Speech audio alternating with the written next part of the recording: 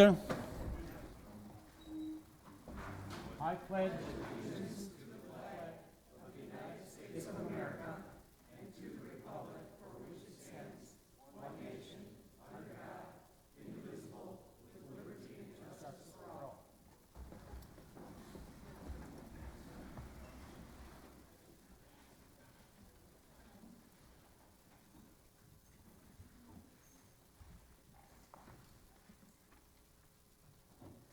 Okay, we'll have a roll call.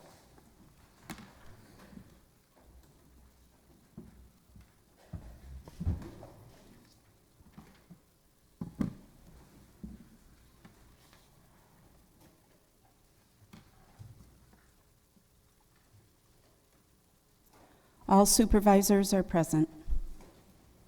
Okay, also we have Eric Lemire from Human Service, Youth and Government, Abigail Nusalek from Legislative, Becca Cecil from Public Works,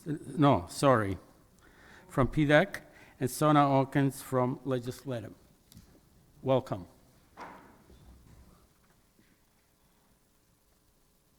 Okay, we're going to start with citizen comments. I know we put some, pretty much some rules, if you want to call it that way, or with the agenda. Everybody's going to get about 5 minutes, and we're going to go for up to an hour. If you wish to speak, please approach the podium, state your name and address, and you will have 5 minutes.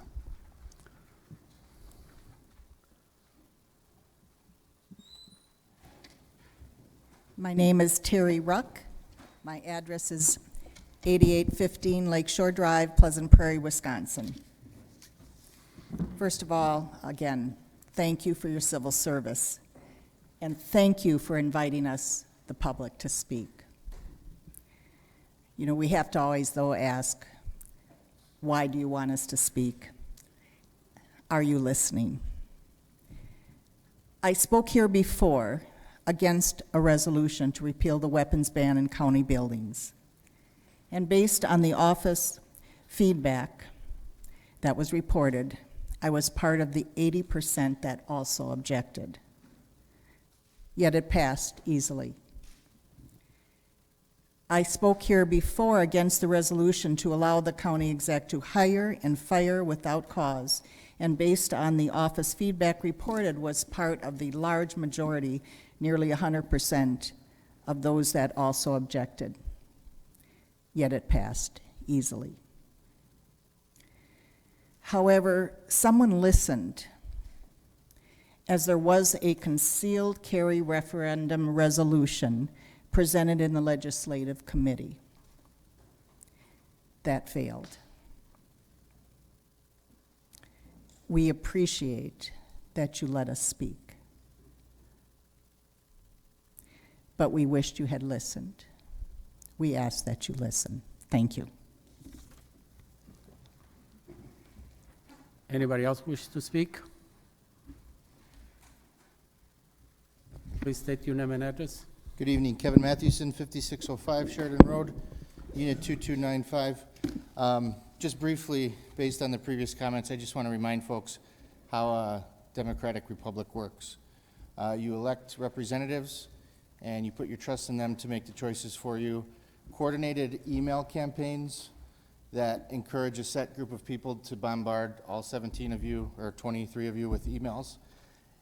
Your job isn't to count them and say, okay, we have 18 for, 3 against, I gotta vote. It's not how it works, especially when it's a coordinated email campaign. So you did the right thing by listening to your constituents and not counting emails from a specific group. That's not what you're supposed to do. So anybody who says you're doing it wrong just might not understand how that's supposed to work.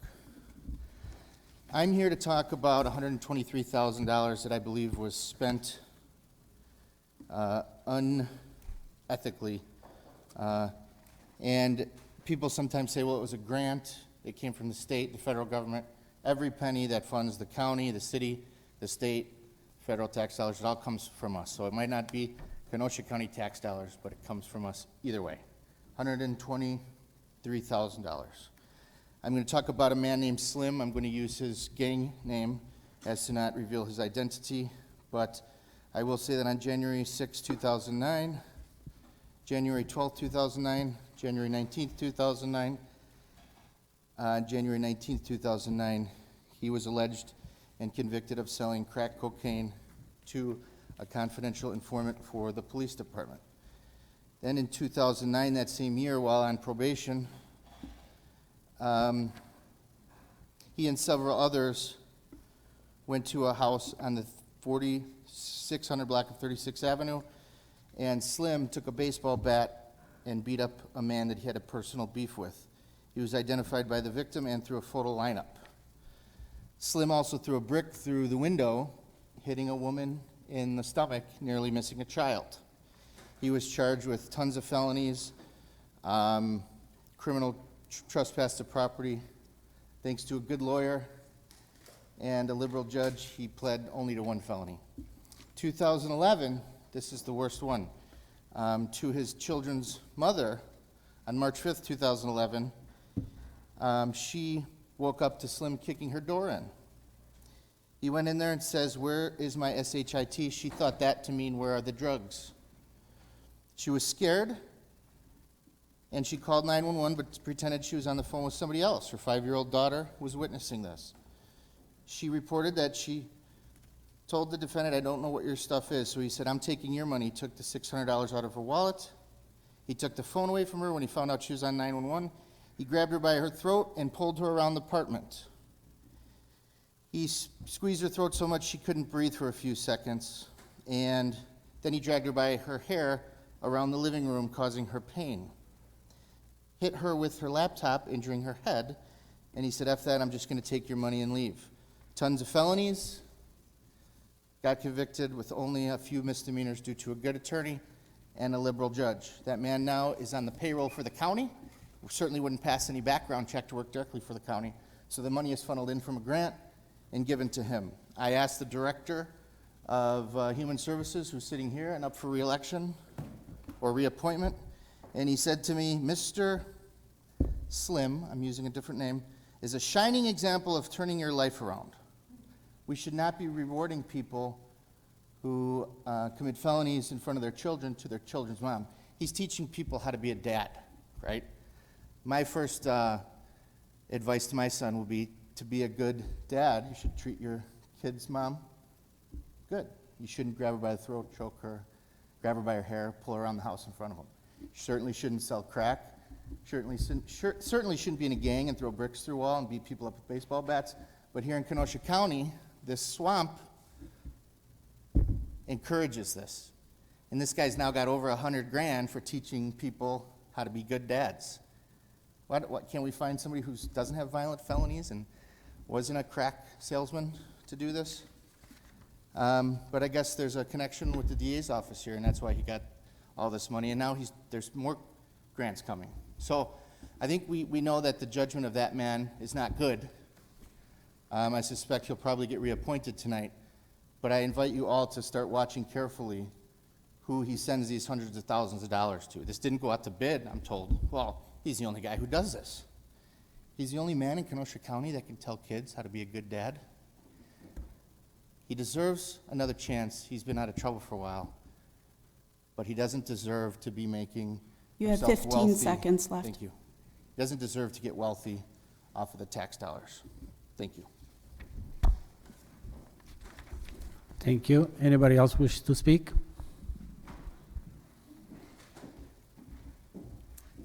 Hello, supervisors. Thank you for letting me have a chance to speak again. Hello, friends. My name is Gay Baldwin. I reside at 1969 East Lakeshore Drive. And I was just listening to the legislative committee where the resolution to hold a referendum was voted down, and I joined the other person who spoke here in expressing my disappointment with the members who voted it down. Why vote this referendum down unless you're afraid that it wouldn't pass? Don't you want to know if you're actually doing the will of the voters? Is this concealed carry possibility that's now open for people in the county's public properties, is this really what you were elected for and promised to do for your constituents? Was that one of your major planks in your election? I think you should have a better idea of what we citizens want on this very contentious and important issue before voting on it, so that if you disagree with our sentiments, you can provide very strong public welfare reasons for your stance. Perhaps, at least, you could commission a scientific poll to find out our real sentiments if you don't trust the numbers of constituents who have contacted you on this topic. I was also disappointed in the quality of the objections. The fears that a referendum will be needed on every resolution is a logical fallacy called the fallacy of composition that I'm sure you're all perfectly well familiar with, and we don't need to debate the fact that it is a fallacy.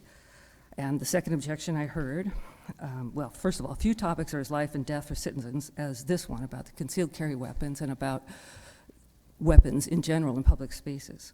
And most don't excite such passionate opposition to the will of the board that has been imposed on a possibly reluctant citizenry. A referendum won't happen on every issue. It would be really nice to have had a referendum on this one to find out how people really do feel, because I don't think that, kind of a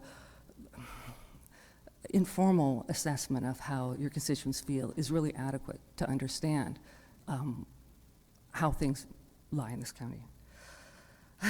Anyhow, I seriously don't look forward to going to the dog park or using any county park now that concealed carry weapons are allowed. You've made spaces formerly safe into potential gun battle zones. No, thank you. Please stop doing us favors like this.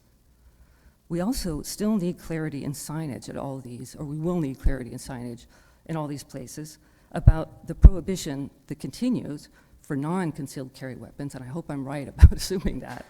I would be terrified if that was not the case. And we don't want people suddenly believing that any and all weapons are now permitted when I take my bratty dogs to the dog park. Anyhow, I do hope I'm right about this, or a lot of us will start feeling very unsafe in Kenosha County. Since the majority of concealed carry weapon carriers are white males, you have now made this group objects of suspicion wherever they appear in public, reinforcing their image as bullies in service to their hero delusions, which were very thoroughly discussed in the citizens' comments prior to voting on these topics, and demonstrating their disregard for everyone's right to feel safe in public.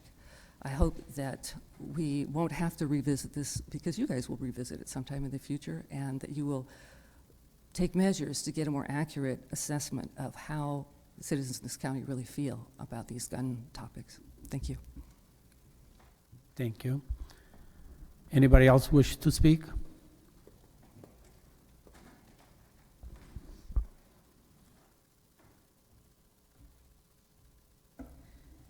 My name is Jody Mirhoff, and I live at 7220 First Avenue in Supervisor Rose's district.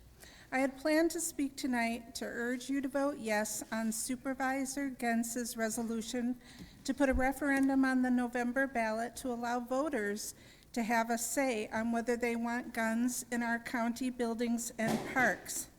However, that resolution was killed in committee tonight by the exact same supervisors who 2 weeks ago argued for and voted to put a referendum on the November ballot asking voters if they would want Wisconsin to become a Second Amendment sanctuary state. So do you care about what the public wants, or don't you? Your actions very clearly say you do not care. You are here with a political agenda you intend to keep ramming through. An open records request showed that public comments were 5-1 against the concealed carry resolution, but you passed it anyway. And now when a supervisor proposes the public be allowed to vote on it, you kill it in committee. It's incredible hypocrisy to play politics like this.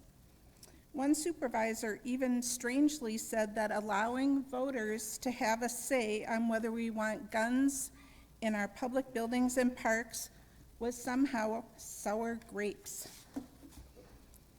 I would also like to address comments I've heard during full board discussions at meetings I've attended over the past couple of months that concern me.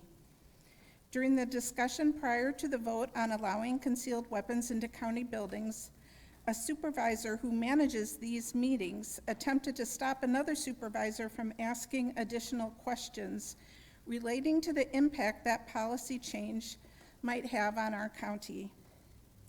During the discussion prior to the vote to allow the county executive to fire county division and department heads at will, one supervisor tried to cut off debate on the impact of that policy change during the full board meeting by saying, "There's been months to discuss any concerns."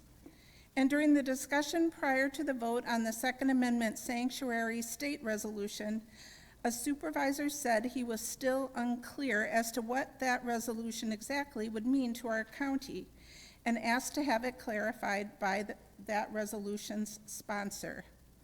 The supervisor who manages your full board meetings then responded to that request for clarification by asking the sponsoring supervisor if he wanted to answer or if he felt he had already explained his resolution enough during the committee meeting. While committees are made up of some of the supervisors on this board, these full board meetings are the only time all of you together have the chance to carefully discuss and consider a resolution or policy and amend it before it is passed or rejected.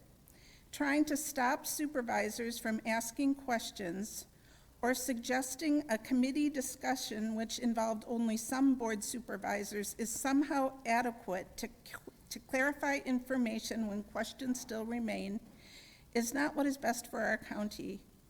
All resolutions, policy changements, and amendments should be fully discussed during full board meetings if questions or concerns remain, and every supervisor should understand what they are voting on before a matter is brought to a vote. The attempt to rush these matters through to a vote without all supervisors understanding their impact is not good government, in my opinion. Neither is limiting citizen comment times or interrupting a citizen exercising their First Amendment right to address their elected officials during citizen comment times during these meetings. I hope leadership of this board in the future will make sure this board operates in a manner that assures the citizens of Kenosha County that an open debate on important issues about how our county is run is valued. I hope leadership on this board will also reconsider its unilateral decision to limit citizen comments and will demonstrate its respect for the First Amendment rights of the people it was elected to govern. Thank you for your time. Thank you. Anybody else wish to speak? Please state your name and address. Catherine Woods, 3908 51st Avenue. The last speaker, she keeps talking about First Amendment, First Amendment, First Amendment. I want to talk about Second Amendment. I'm in favor of it, okay? I think we should be able to do what we want to do when it comes to the Second Amendment, and I'm really tired of some of these people that are still whining about something that was done. So please, just stop, and can we get on with business that we really need to listen to, and stop whining when you're not getting your way. Thank you. Thank you. Anybody else wish to speak?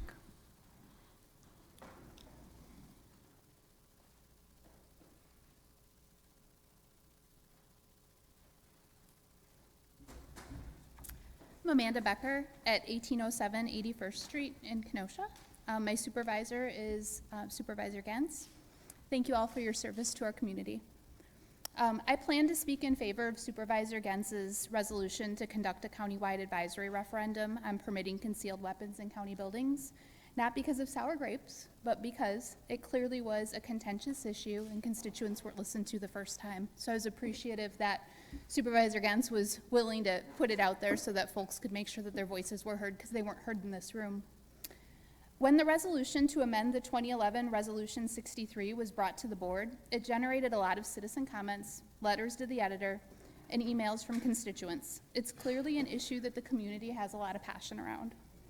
The county board clearly values community input, as the board recently voted to move forward with conducting a countywide advisory referendum to make the state of Wisconsin a Second Amendment sanctuary state on the November ballot. But they only value it on issues that are important to them and not issues important to their constituents, which is very disappointing. You were all voted in by your constituents to represent them. It's clear that a majority of you are here to follow your own agenda and couldn't care less what your constituents think. That's very disappointing. I implore you to think about why you're here. If it's not to represent your constituents and listen to their concerns, if it's instead to follow your personal agenda or play politics, you're in the wrong role. Thank you. Thank you. And please state your name and address. My name is Howard Moon, 7817 7th Avenue. And I came here tonight because I read in the paper that a committee was going to allow the constituency of this community to make a decision on something that's important to a lot of people. I did not come. I decided not to come to the last meeting, and I instead wrote a letter to the editor saying, it's no use coming because they ain't listening. And, but I changed my mind when I read that this morning, that the committee was going to allow a referendum to say what the community wanted. And I think that elections should do that, regardless of what people cheat about saying. Our elections are no good. Only one person has said our elections are no good. And that was disgusting enough. The previous loss of a person in a much closer election, Al Gore, 15 minutes after the Supreme Court said something he disagreed with, he conceded the election. That's the last time we've had good intentions carried out. So, if that's the case, my mother had a phrase that she used when we had transgressions in our home, and that phrase was, "Shame on you." You have to know my mom to know that she really meant that. So, all the data show the obvious. More guns cause more deaths all over the country. And conversely, fewer guns cause fewer deaths. That's English. Highland Park, Irving Park, and now Gurnee might chime in there a little bit. The data that I looked up showed that I was safer when I was in the Army in the Vietnam time than I am here now, because since then, 1968, 1.5 million people have been murdered by gun owners. During that period, 1.2 people were killed in the military. To think that the military is safer than Kenosha streets is more than frightening. It's disgusting because this group has it in their power to diminish the number of guns a little bit. I tried to have an English lesson last time I was here. This is the Second Amendment. The Second Amendment does not start the right of the people to keep and bear arms shall not be infringed. That's the end of it. The start is a well-regulated militia being necessary of the security of a free state. That's the focus. And that came about at a time when the population had muskets, and you could reload them about one every minute or so. That was the situation back when the Second Amendment was, no? Were you there when they did it? So, it's not funny anymore, but it's ironic. We have, as this young woman said, politicized our community for no good reason. 2 years after the work of all of our people working together after the atrocities that took place as a result of the use of guns is now going to be obviated. And I just think that's too bad, because I spent a lot of time in Ohio and other parts of the country, and I think Kenosha has struggled and done a dang good job among its people. Its guns have not done much of a job at all. Thank you. Thank you. Anybody else wish to speak?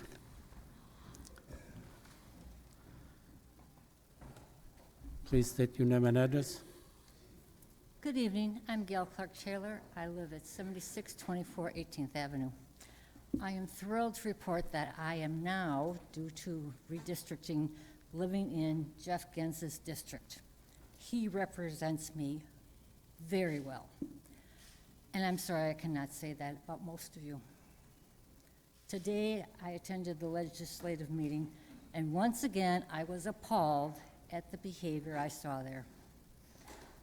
I saw elected representatives totally ignoring the will of the people and saying that they don't care what comes up, they are going to continue on the path they're on. Somehow they convinced people to elect them. And I have to say that I haven't paid attention to every district's the election that they were running, but I have to say they must have lied.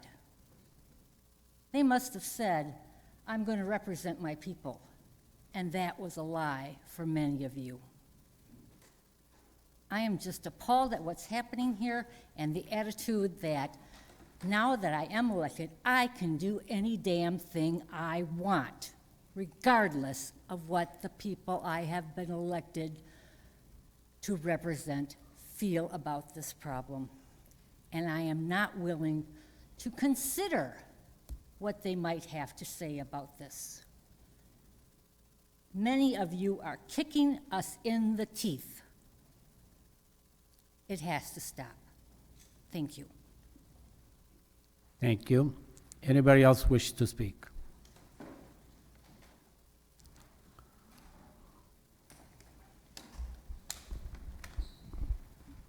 Please state your name and address. Good evening. My name is Joel Trudell, 8201 43rd Avenue. Good evening, supervisors and members of the public. Please forgive me if I appear to be a little afraid and nervous, because I am. Last time I was in this room, I was violently assaulted by Kenosha Sheriff deputies and 2 off-duty Kenosha police officers at the direction of a politician in this room who did not agree with me utilizing a right guaranteed by the Constitution, the freedom of speech. Since this body was able to make Kenosha County a Second Amendment sanctuary, perhaps this body can allow this space to be a First Amendment sanctuary for at least the duration of public comments. All right, now let's look at 2 specific guidelines presented by this body to limit the freedom of speech of their constituents. Number 1, comments should be made to the board as a whole and not to address individual supervisors. Here's something I find interesting. Here at this podium, citizens are required to state their names and addresses, but are not allowed to say the names of their representatives? Why is it that Kenosha is subjected to political signs that litter the roadways with all of your names? But when it comes to holding specific individuals publicly accountable, this body is no longer a fan of having their names on the lips of their constituents. Is personal accountability for your legislative behavior too much to ask? Number 2, the second guideline I have an issue with: do not ask questions of the board as a whole or to individual supervisors. This is a time for public comments, not discussion or debate. A citizen's public comments may include questions, rhetorical or otherwise. This line is bogus and needs to be removed. It is un-American and a clear infringement against the First Amendment. All right, so now I'm going to move to election integrity. We just had an election. And election integrity has been a big topic lately and a focus issue for some of our supervisors. Here's an excerpt from Wisconsin Statute 12.03, Sub 2, Sub A, Sub 1.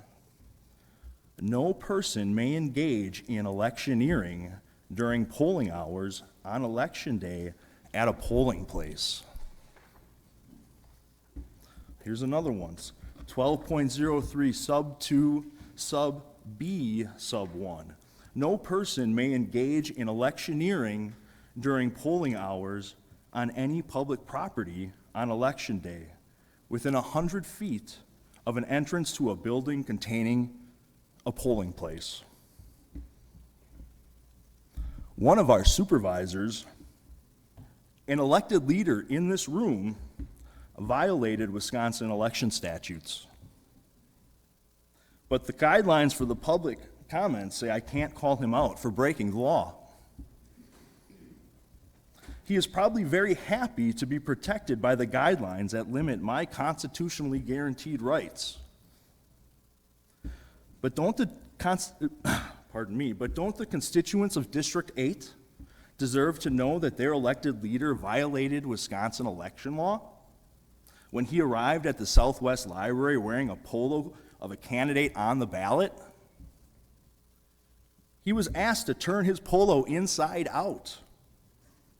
However, his choice was to willfully break the law and not do that.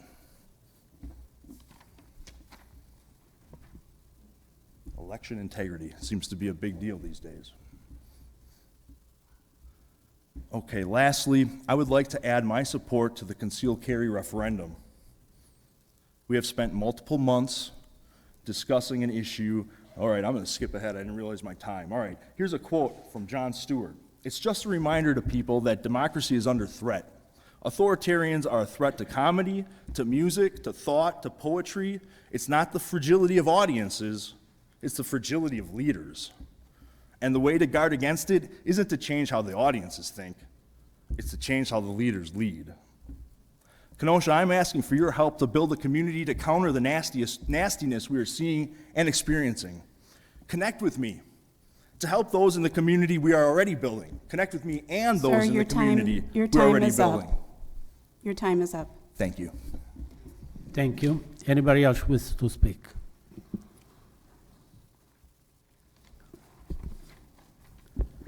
Good evening, everybody. I am Heidi Helgeson. My pronouns are she, her, and hers. My address is 6507 40th Avenue. I have a few things that I want to speak about. Normally, I prepare my response or my remarks, and I haven't done so tonight, so I'm going to be a little bit off the cuff.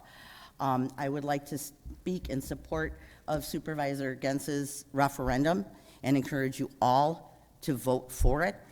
I would also ask that you take your time in deliberating. I was also at the legislative meeting tonight and hearing things like, oh, the city allows this concealed carry, and so we should do it too. It is a very short statement that does not encompass all of the responsibilities, all of the information, all of the work that needs to be done.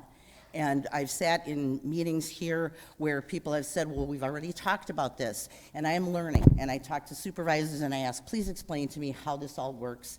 I'm new to this and I'm trying to understand it. This is your venue. This is the place to debate, to discuss. And we should never short circuit anybody. We should never cut anybody off. We should always be able to answer questions. We should treat people with respect, with dignity, because sometimes people just don't know. So if I say something out of ignorance or ask something out of ignorance, it means that I don't know, and I deserve the respect and the kindness to have things explained to me. And that's my teacher background, okay? And I don't think that's a real hard thing to come to agreement on. So I would ask that instead of using little phrases or saying something as sour grapes or people are whining, that we take this very seriously and we respect that when people come up here and they stand here and they speak, it's because it's important to them, and that we listen to them and that we respect them. I would also like to just comment on my supervisor who spoke in the meeting, in the committee meeting, saying that he had done due diligence or done some survey, listened to his constituents about the gun issue. And yet, when I emailed him, he said, I will not be participating in your survey. So he's refusing to engage with me. And when he was asked, show us your survey, what did you hear, what did you learn, was interrupted. And so, we can't have this be conflictual, and we don't want to have somebody, nobody was being picked on.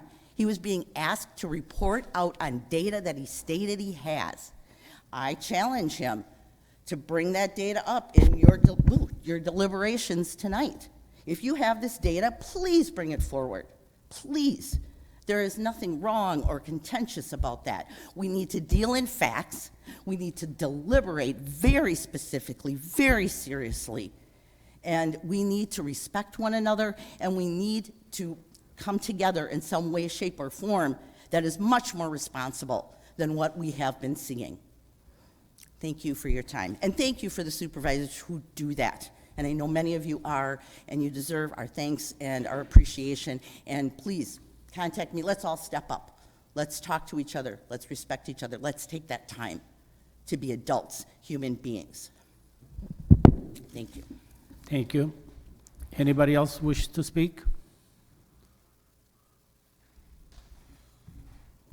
Jeff Raymer, 4917 33rd Street. I just wanted to say a few things about the resolution with the lease that we're trying to obtain through the county and the county supervisors for Square Deal Trees at the corner of 85th and Sheridan.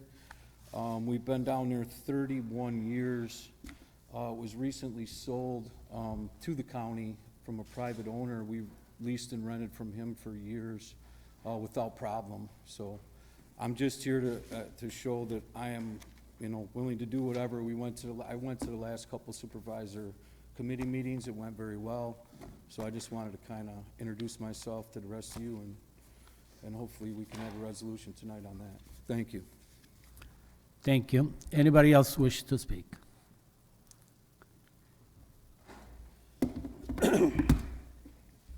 My name is George Arf, 7801 88th Avenue, Pleasant Prairie. I figured that tonight was going to be an easy downstairs in the legislative meeting.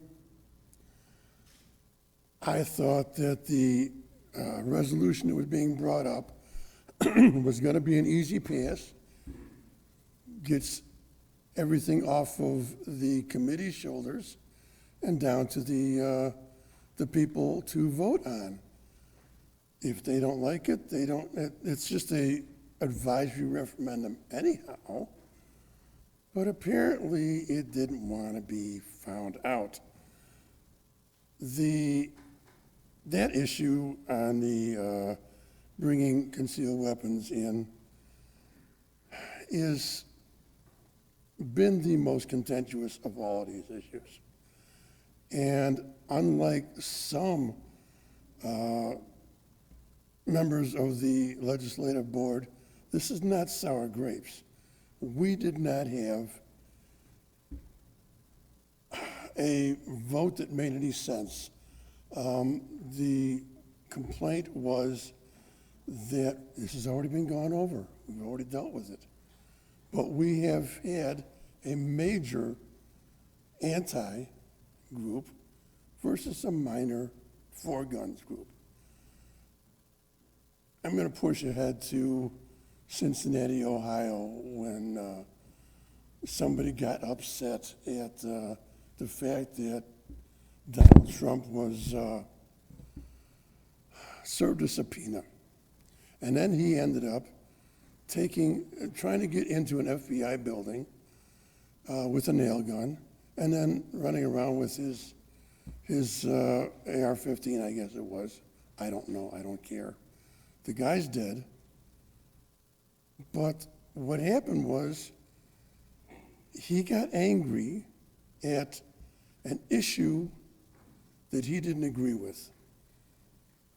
Just like people here are getting angry at issues that we don't agree with.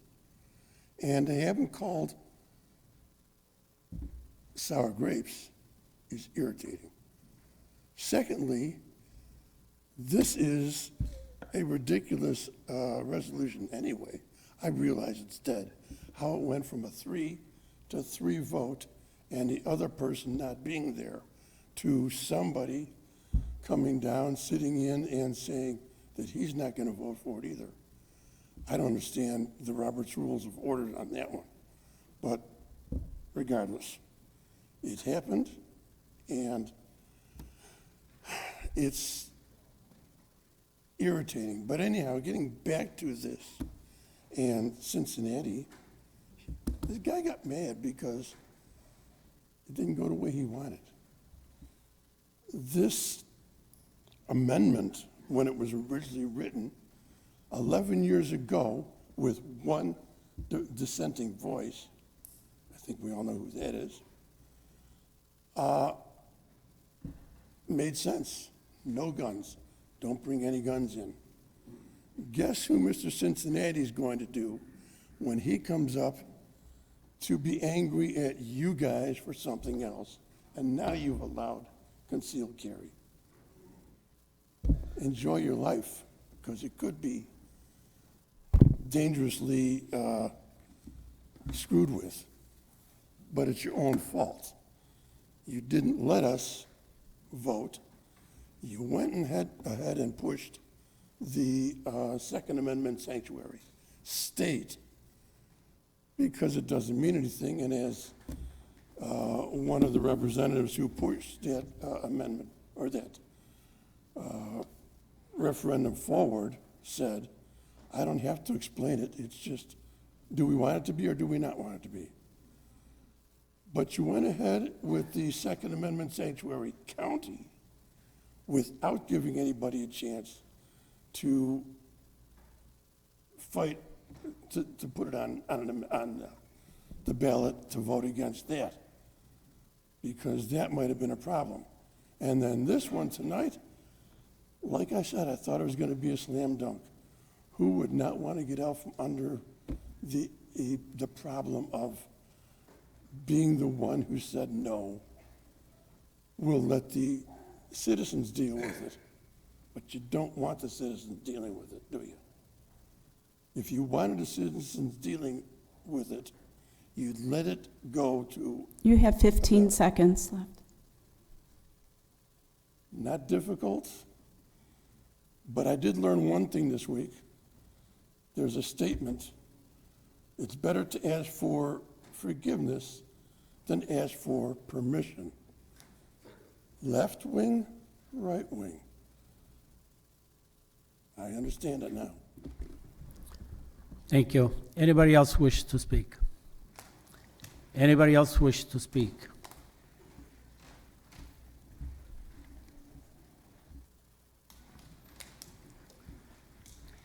My name is Lydia Spotswood. I live at 6903 2nd Avenue in the city of Kenosha. When I'm sitting in this room and I look at the beauty of the decor and the way it's mapped out, this is intended to feel like a cathedral to democracy. And I think that that's part of what has driven so many people to the peanut gallery tonight, okay? We still believe that we are talking to people who believe in democracy. I know that you believe in democracy. You worked hard fighting against COVID regulations in schools, right? Another gentleman over here talked about his business acumen and running for the county board. We think that people's views should be respected here, and we actually believe that county government should feel like a place where there's serious risk-benefit analysis going on in the things that you determine to do. I've heard one gentleman talk about how the city does things, so I want to speak to that for just a moment because I have a little experience there. And I know that one gentleman up there can talk more directly to how the city is managing guns in the city hall.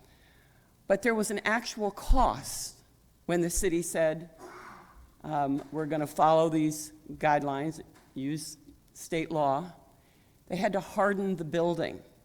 City clerk's office is not built the same way it used to be built, okay? Offices are no longer just walk on in. You have to be buzzed in. The amount of real estate, when you're talking about city government, doesn't come close to the amount of real estate that the county has to be responsible for. And yet, when I heard this idea being debated the first go-around, not one person talked about a risk-benefit analysis. What will it cost, and how do we make sure that people walking indoors under concealed carry permits actually have permits? If any of you are operating under the illusion that you won't get sued if something goes down, and I don't like to think about that, but that's a real possibility. It was a possibility before, don't get me wrong, but now you've amped it up in a very big way. Now you have to write guidelines. Now you have to come up with how do we harden these buildings to protect your employees. You have a duty of care to your own employees in county government. And that's what's stunning to a lot of us, is that that seems to have been lost in the discussion, is a duty of care for the people who get up every day and carry out your policies and the projects that you ask them to do. We know that many of you feel that burden deeply and personally, but there seem to be a number here who don't take that to heart, who aren't looking for every possible way to make the lives and the atmosphere that your employees are working in feel safe, feel like a place that they'd like to be. And my question to some of you would be, and it's rhetorical, my question to some of you, would you like to go to work in the workplace that you're creating with this change? Now that's why we've come to you saying, could we at least allow the voters to weigh in Kenosha County? Now you've allowed a nonsensical Second Amendment proposal to go out for referendum. It's a referendum that calls for law enforcement in the state of Wisconsin to disregard existing gun laws, period. We have a lot of laws in the book at the state and federal level. In the Second Amendment sanctuary bill you voted up, they're supposed to just blow that off, and I don't know what they're going to do, you know, when a 14-year-old has an AR-15. But they're supposed to disregard those laws. We're asking our county board to respect the rights of voters to weigh in, to respect the idea of democracy. And voters simply want a chance to express our views on the well-being of county employees and the well-being of people who have to do business with the county. Many times people come into county buildings, and unlike this moment, they don't have a choice. They have business they must do with the county government. And you're creating an environment that's fraught for those people. So I want to leave one last thought with you about referendums. Some of you are too young to remember this, I'm sure, but in the last century at City Council, there was an RFP that went out to turn Wolfenbüttel Park into housing. And in the city of Kenosha, the City Council, and I was part of that, allowed a referendum to happen by our constituents on whether they wanted that. We knew there would be a cost if we didn't do that, and the voters said, no, we want to keep the park. And that was where the City Council eventually landed. I'd urge you to respect voters enough to give them a voice in this. Thank you. Thank you. Anybody else wish to speak? Anybody else wish to speak? Anybody else wish to speak? Citizen comments are closed.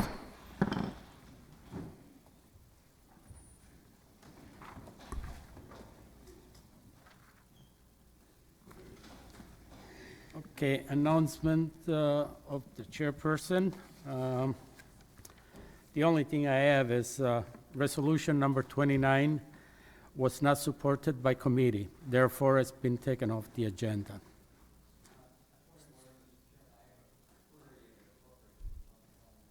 Okay, what's your point? Hold on, sorry. Okay. I was always under the impression that if a supervisor presented a resolution to the board that was not endorsed by the committee, it returned to the board without endorsement. The board still voted on the resolution, knowing full well that the committee said we're against that resolution. Am I right or wrong on that, Mr. Chairman? Because as my recollection, some time ago, I had presented a resolution to the board, and it did not achieve the endorsement of the committee. I thought that the board still voted on that resolution. What are the rules from your perspective on that issue? Supervisor Rose, it has always been my understanding that the practice has been that if a matter does not get a affirmative vote or an approving vote in committee, that is the end of the proposal. That has been the practice certainly in the 7 years that I've been the corporation counsel. I would note that in our rules, I think the only real reference to that indicates that an issue that does not receive an affirmative vote in committee may be reported back to the county board during supervisor comments by the committee chair. I think the only way to read that sensibly is to indicate that if it doesn't get an affirmative vote in committee, the matter is essentially finished and can be reported on by the committee chair to that extent, but I don't see any reason why it would be further acted on by the board. All right. Anything else, Supervisor Rose? So the committee chair reports back to the board, and if the committee chair recommends to the board that the board vote on the resolution, that would be out of order? I don't believe that's what it, go ahead, Joe. No, I know you didn't say that, but I'm asking whether or not that would be accurate or not. That would be my read on it, yes. Now, of course, the board can do what the board wishes to do. If someone wanted to try and take other steps, but my read on it, yes, would be that that is the end of the matter. So could, in this case, Mr. Gentz calendar that resolution for the next meeting and obtain a vote up or down?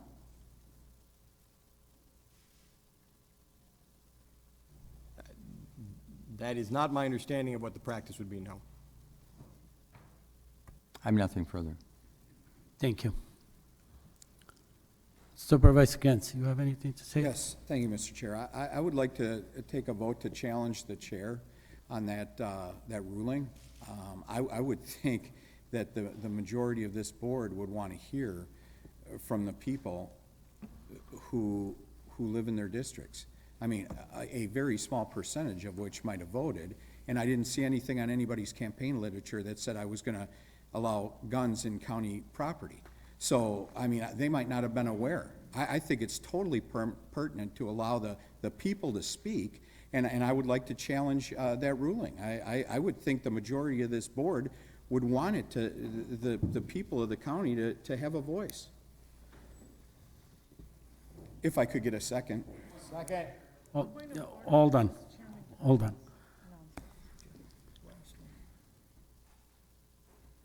Okay, Supervisor Rodriguez, you have a point of order. Go ahead. Thank you.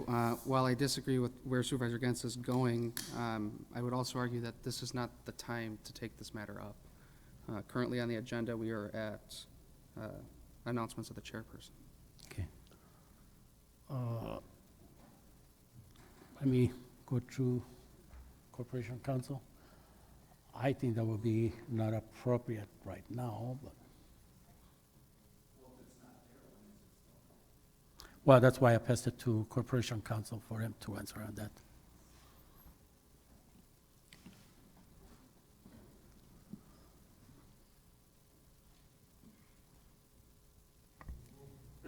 This is where there isn't a guidebook, folks.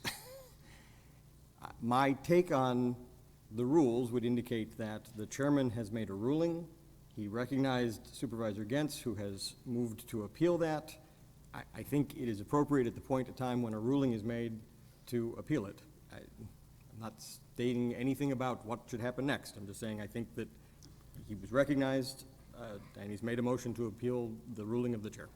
Even if it's just announcements, at the time of announcements?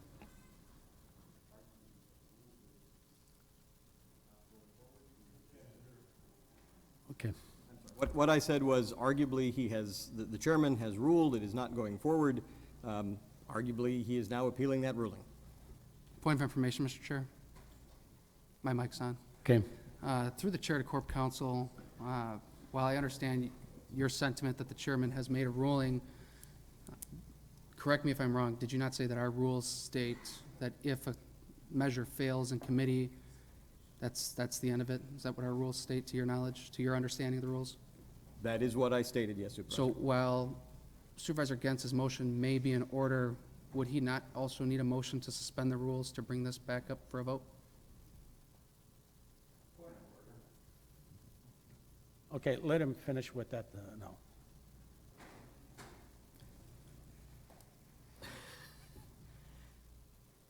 I've indicated what I think our rules state.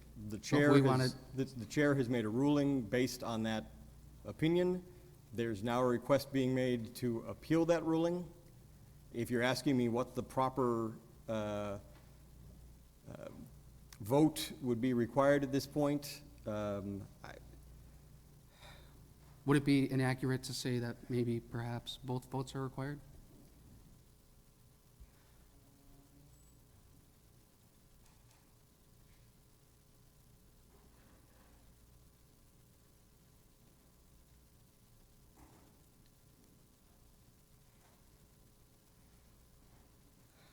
certainly, it would be my take that the rules, I have provided my understanding of what our rules say. The rules don't specify one way or another. It doesn't say that it doesn't say if it doesn't get an affirmative vote, it's dead. That is my interpretation of the rules say, and what I think is the reasonable interpretation based on the language contained in the county board rules. Okay, so I guess my concern is, we have county board rules that we've adopted, and what I worry is happening now is we're setting a precedent to circumvent those rules. If we want to suspend the rules, we can do that. We've done that in the past, but that's through a motion to suspend the rules, not a motion to overrule the chair.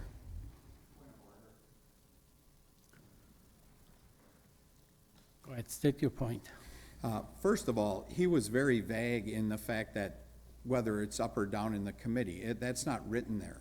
And I know for a fact from being chair, anytime that the chair makes a ruling, which this chairman just did, okay? Now, if he wanted to wait till it was on the agenda to make that ruling, that's fine, but he made a ruling. I have the right to challenge that ruling, and the Corp Council just said so. And I have a second, so that's my point of order. Thank you.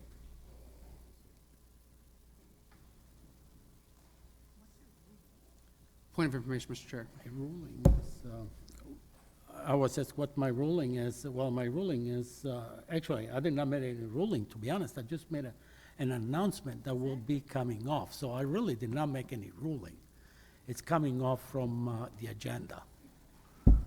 I don't think it's really funny, Supervisor O'Day. So if you think it is, I cannot disagree with you. I'm sorry, Supervisor Gens? No, it's sad. It's not funny. Yes, This it is not funny. Yes, it is. I believe it's sad. Mhm. And that's what I say, it's not funny. It's sad. Thank you for correcting me. You're So welcome. therefore, I guess, and again, I'm going according to what Corporation Council say too, that was just an announcement, maybe, and again, to asking Corporation Council that if anybody wants to bring it up at that time when the resolution comes up, Resolution 19, I suppose then they can do to ask Did he for, say it was a ruling? suspend the rules. He said it was a ruling. That's not right.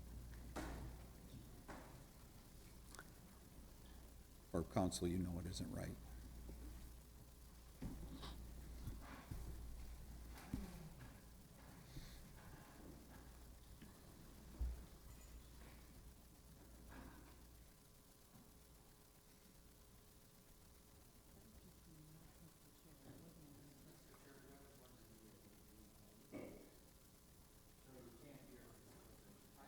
I'm muttering to myself, supervisors. I'm not, in part because it's not my job to make rulings. It's my job to try and provide advice.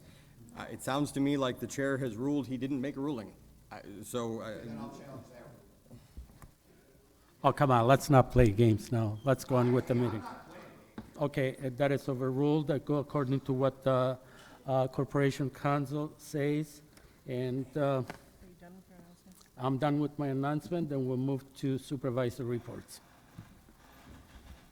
Let me clear the board before we go on that. Sorry.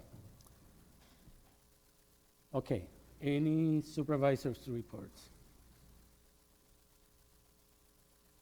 Okay, Supervisor Rose. Thank you.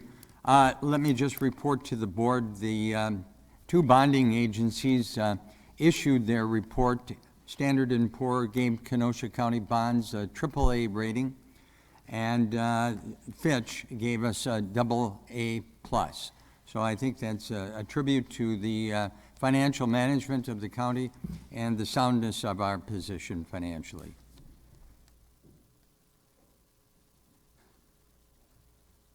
That's all. Anything? No. Thank you. Supervisor Rodriguez. Thank you, Mr. Chair. The Judiciary and Law Committee met on August 3rd. Before you tonight are 4 items that passed the committee. I will speak in greater detail when we get there. Thank you. Thank you. Supervisor Nottingham. Thank you, Mr. Chair. Just a notice, next Public Works meeting will be Monday, August 22nd. We will be meeting at Kemper Center. We're going to have a tour that starts at 5, should end about 6:15, and we'll be meeting in Founders Hall.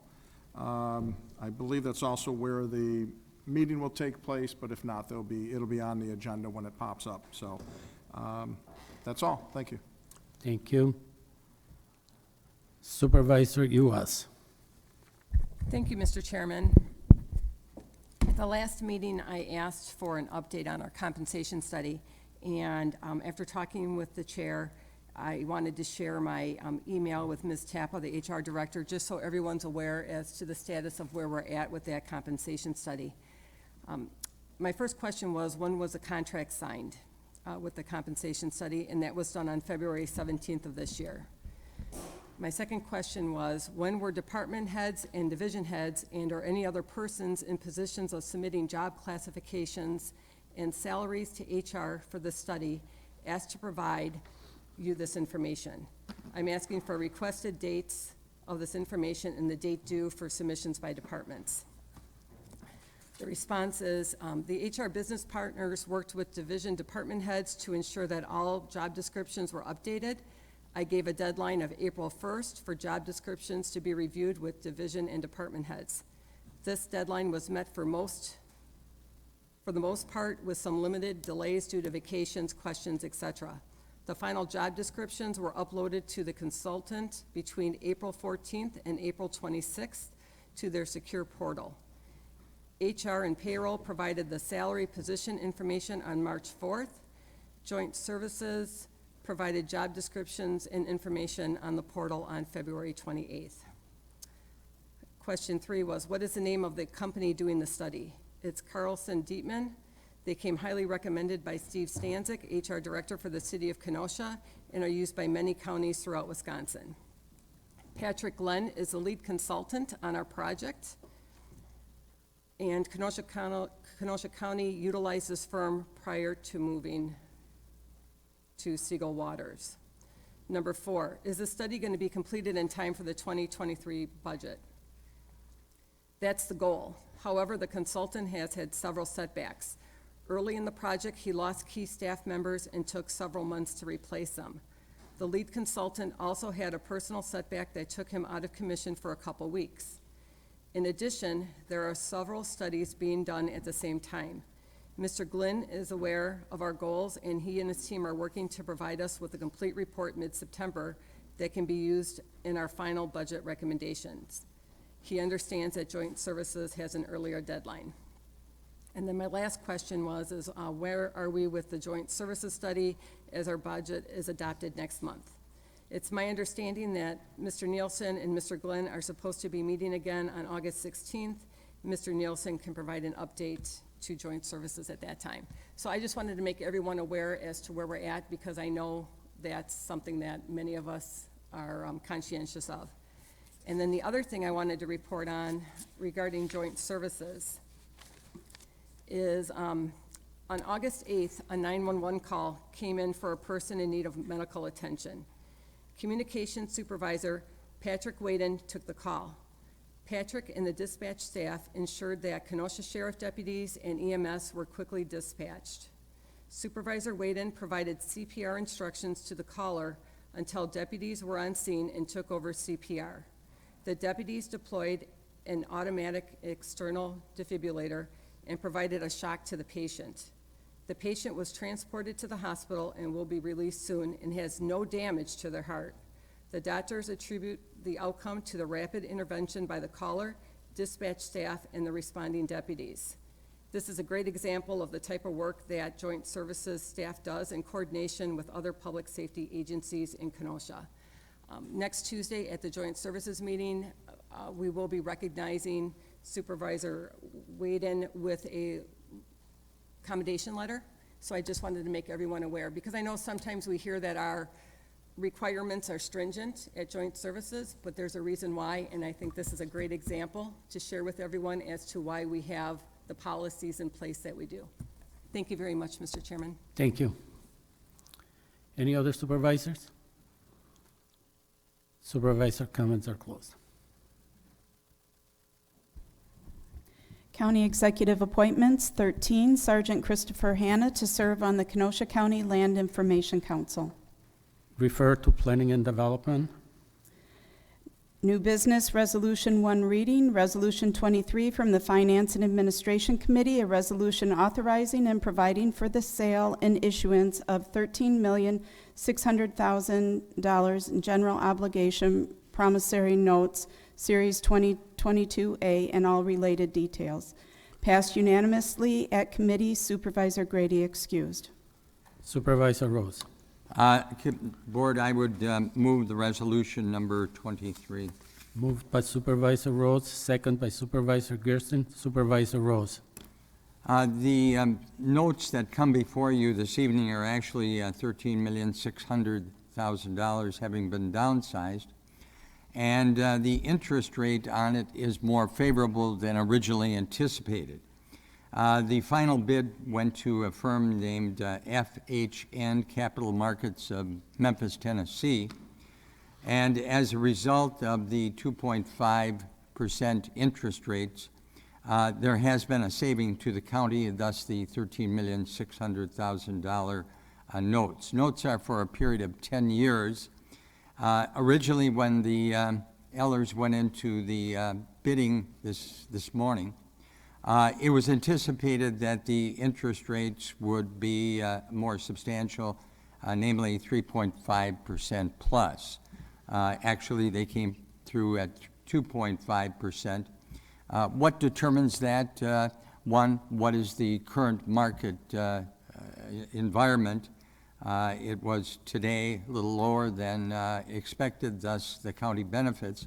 And I think the other factor that goes into the determination of a bid, a winning interest rate, is what is the county's rating by Standard & Poor's? It's AAA. So not only is it nice to have AAA to tell your constituents what a fine job you're doing financially, but it does, in fact, save government money because other firms around the country look at that and say, well, is this a community that we want to invest in? AAA is solid. It is one that is sought after, and it is the highest investment grade. So we ask for your endorsement this evening. Is there any discussion? Seeing no discussion, we're going to take a vote, and we're going to have a roll call on this one.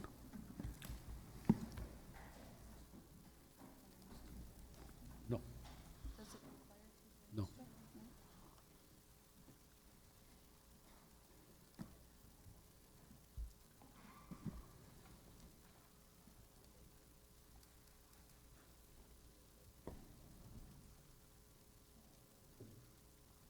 Supervisor Gray? Okay, now it worked. Resolution 23 passes unanimously. Resolution 24 from the Finance and Administration Committee, a resolution authorizing and providing for the sale and issuance of $6,400,000 general obligation highway improvement bonds, Series 2022B, and all related details. Passed unanimously at committee with Supervisor Grady excused. Supervisor Rose. I would move the resolution. Moved by Supervisor Rose, second by Vice Chair Decker. Supervisor Rose. The committee endorsed this resolution. Again, these were, the winning bid was by J.P. Morgan of New York. It is a downsized from approximately $90,000, thus the figure of $6,400,000. The bid here was at 3.2+%. The anticipated estimate going into the bidding was 4.3%. Since it was lower at 3.2%, it was downsized to the $6,400,000. These are for some 20 years, and obviously over the term of both of the notes and the bonds, there's a substantial savings. Thank you. Any discussion? Seeing none, going to take a vote, and also we're going to take a roll call vote.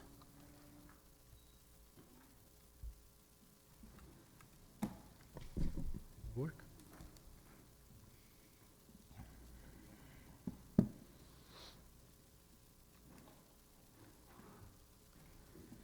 Resolution 24 passes unanimously.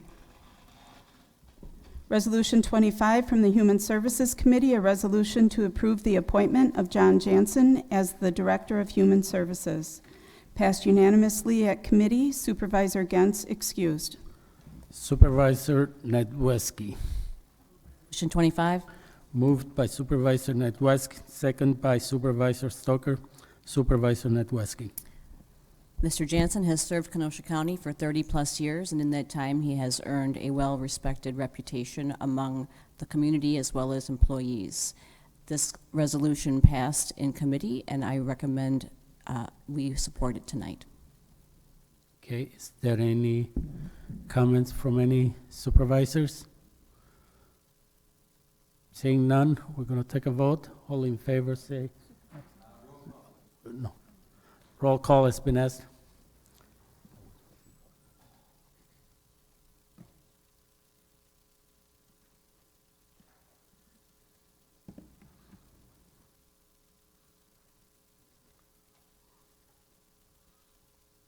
Resolution 25 passes unanimously.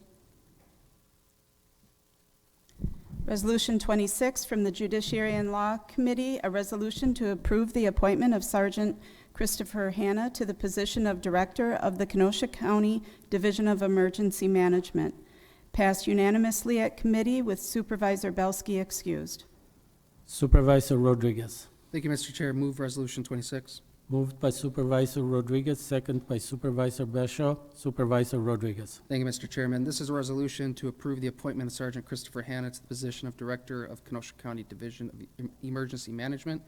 Having previously been the Assistant Deputy Director and then Deputy Director of Emergency Management, Sergeant Hanna will be replacing Captain Staples. The Judiciary and Law Enforcement Committee has reviewed the County Executive's request for this appointment to serve in this, for his appointment to serve in this position. It was approved unanimously. On behalf of the committee, I'm recommending to the County Board tonight the approval of Sergeant Hanna. Any discussion? Seeing none, all those in favor say aye. Aye. Oppose? Passes.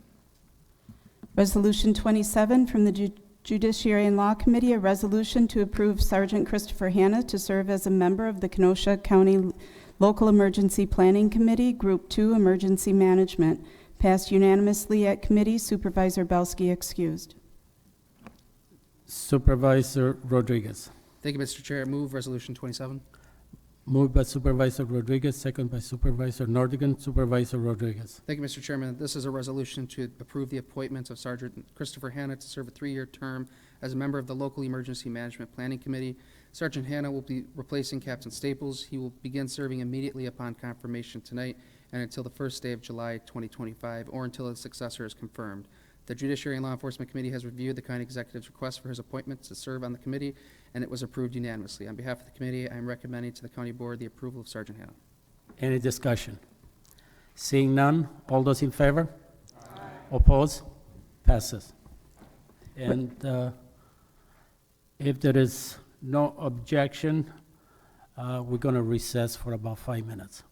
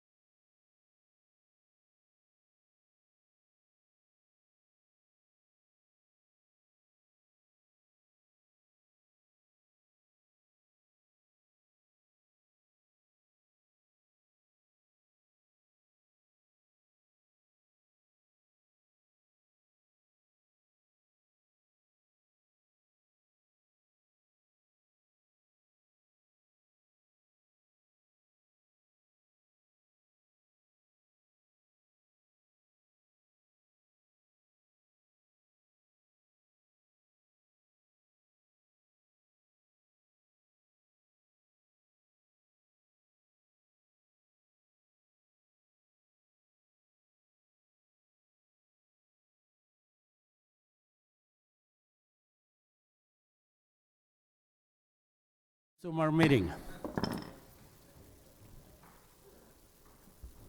Resolution 28 from the Planning, Development, and Extension Education Committee, a resolution request to approve the appointment of Chuck Walker to the Camp Lake, Center Lake Public Inland Lake Rehabilitation Committee.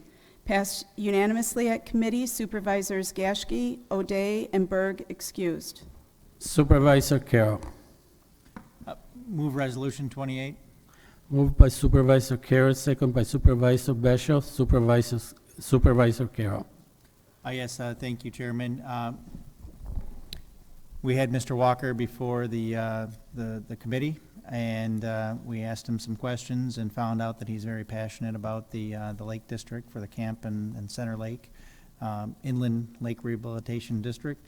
And he's been the treasurer on that board for quite a few years. In addition to being the treasurer, he is also, sounds like a jack of all trades when it comes to the lake. So we found him to be a very good candidate and confirmed the appointment unanimously at the committee and asked for the support of the board tonight. Okay. Did you want to speak on this, Supervisor Rodriguez? Okay. Supervisor Nordigan. Yeah, from the chair to Supervisor Carroll. Did Salem Lakes get involved on this nomination at all? Did they have it in their village? That's a good question. I don't think that came up at committee for discussion. Okay, thank you. Any other discussion? Oh, okay. If I may address Supervisor Nordigan's question, my recollection is that there is one appointment that is made on behalf of the county. I think there's another appointment that's made on behalf of the municipality in question. So I think this would be the county's appointment. Thank you. Any other discussion? Seeing none, all those in favor say aye. Aye. Oppose? Passes. Resolution 30 from the Public Works. Who is, I or 3 or 4 at the same time? Supervisor Rodriguez? Thank you, Mr. Chairman. I'd make a motion, well, I'm going to vote against it. I'll make a motion to suspend the rules to take up item 29. Motion by Supervisor Rodriguez, second by Supervisor Gersten to suspend the rules and take up resolution number 29, correct? Correct. Okay, yeah. Okay, there is no debate on this here, so Requested? this year was, actually, I'd ruled before, I shouldn't say I ruled, sorry. On my communication, I say that I was going to take it off the agenda. The reason, I just want to give the reason why, was because if it was not as sensitive, this resolution would not have been on the agenda for tonight, because we did not know what the outcome was from committee.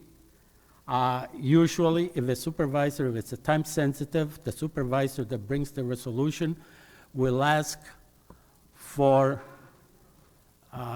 to make an exception and bring it on the same night of the county board. I was not even asked for that.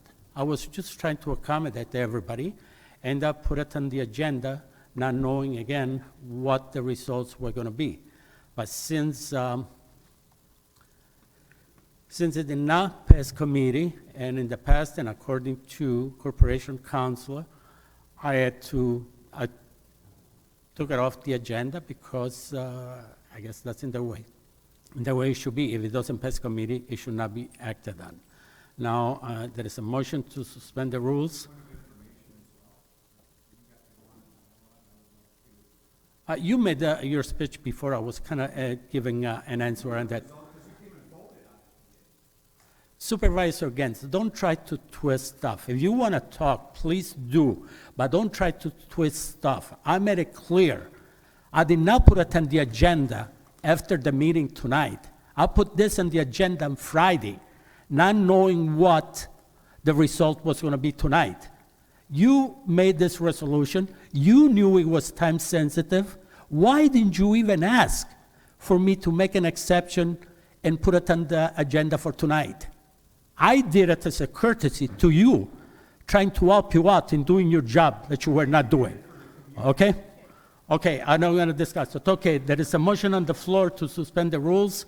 Roll call has been asked. Please go ahead and vote. Is this required Two-thirds two-thirds vote? are required, and yes, if you want to suspend the rules, no, if you don't.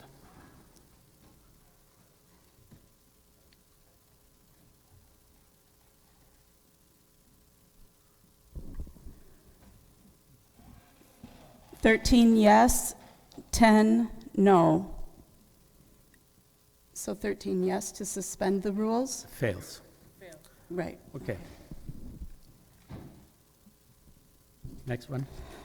Resolution 30 from the Public Works and Facilities and Finance and Administration Committees, a resolution to lease Kenosha County property located at 1301 85th Street to Square Deal Trees LLC for 2 months for the sum of $250.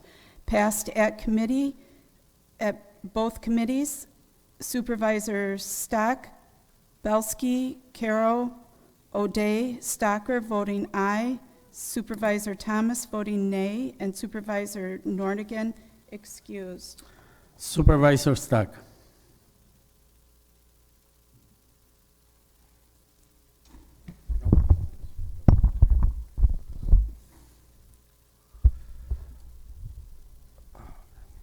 Move item 30. Okay, moved by Supervisor Stock, second by Supervisor Rose. Supervisor Stock. Yes, this is a resolution to lease property that the county purchased to Square Deal Trees. They want to, for 2 months, for the sum of $250, so that they can sell Christmas trees at the property as they have done in the past. I believe he is here tonight if there are any questions. It did pass the Public Works Committee, and I would encourage everybody to pass it as well. Thank you. Okay, Supervisor Rodriguez. Thank you, Mr. Chair. I just want to, at this time, thank Mr. Stanton for coming here tonight. The address I have here is Antigo. I'm not sure if he came all the way from Antigo or not, but even if he came from in town, I want to thank him for being here tonight for this lease. Oftentimes in the past, the tenants are not present for these to ask questions. I also want to note that he was at the committee meeting to answer any questions as well. Further, it's my understanding that him and his family have occupied the land at the corner there by the job center for several decades. They're a staple in the community, and while not in my district, they are in the district that borders mine, and so I will be voting in support of this tonight. Any other comments? Seeing none, all those in favor, say aye. Aye. Oppose? Resolution passes. Resolution 31 from the Judiciary and Law Enforcement Committee and Finance Administration Committees, a resolution to approve FY 2022 Law Enforcement Justice Assistance Grant JAG Award. Passed unanimously at both committees. Supervisor Belsky, Poole, and Grady excused. Supervisor Rodriguez. Thank you, Mr. Chair. Move Resolution 31. Moved by Supervisor Rodriguez, second by Supervisor Rose. Supervisor Rodriguez. Thank you. Thank you, Mr. Chairman. This is a resolution to approve the acceptance of the fiscal year 2022 Law Enforcement Justice Assistance Grant, or JAG Award. The Kenosha County Sheriff's Department has been awarded $14,859 from the Federal Law Enforcement Justice Assistance Grant through the U.S. Department of Justice Assistance. These funds will be used to purchase 6 true-speed laser speed devices used for speed enforcement, as well as crime and crash scene investigations. The grant requires no local match and increases revenues by $14,859, as well as increases expenditures by $14,859. The Judiciary and Law Enforcement Committee has reviewed the request and approved it unanimously. On behalf of the committee, I am recommending the county board its approval tonight. Any discussion? On this one, we need 2/3 vote, so we'll have a roll call.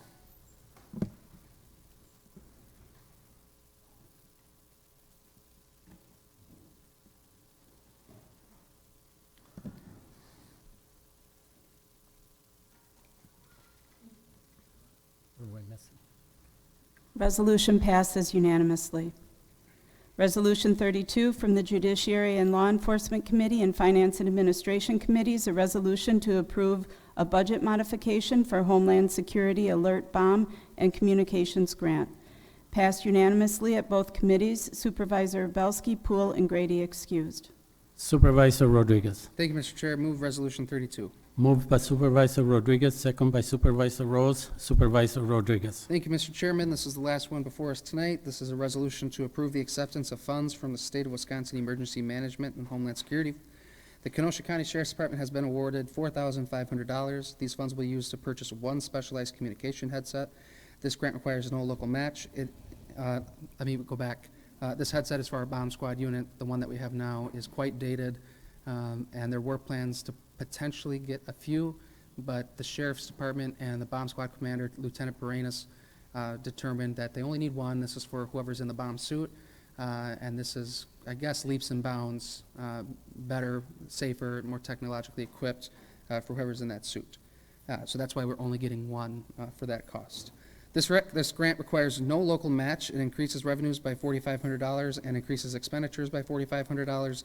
The Judiciary and Law Enforcement Committee has reviewed the request and approved it unanimously. On behalf of the committee, I am recommending to the County Board its approval tonight. Any comments? Any discussion? Seeing none, also this one needs 2/3 vote, so we're going to have a roll call.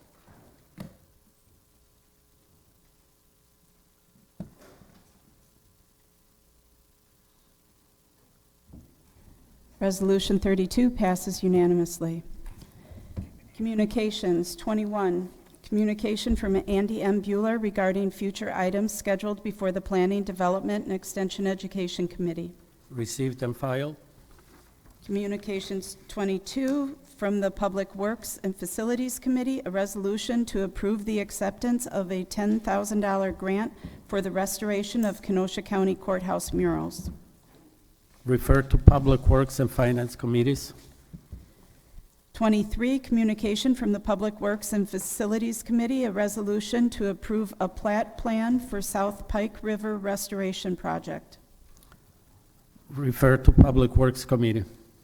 Approval of the August 2nd, 2022 minutes by Supervisor Gashke. Supervisor Geschke. Thank you, Mr. Chair. I move the August 2nd, 2022 minutes. Moved by Supervisor Geschke, second by Supervisor Belsky. Any discussion? All those in favor say aye. Oh. Wait, we're still on this, right? I don't, are we still on the minutes? Yeah, it was done. Mark was. Huh? I actually forgot one announcement. I thought this was the best place to put it. We're So it's just Kenosha talking about County the Fair, minutes. that's all. Second. Motion to adjourn by Vice Chair Decker, second by Supervisor Rodriguez. All those in favor? Aye. Oppose? We're adjourned.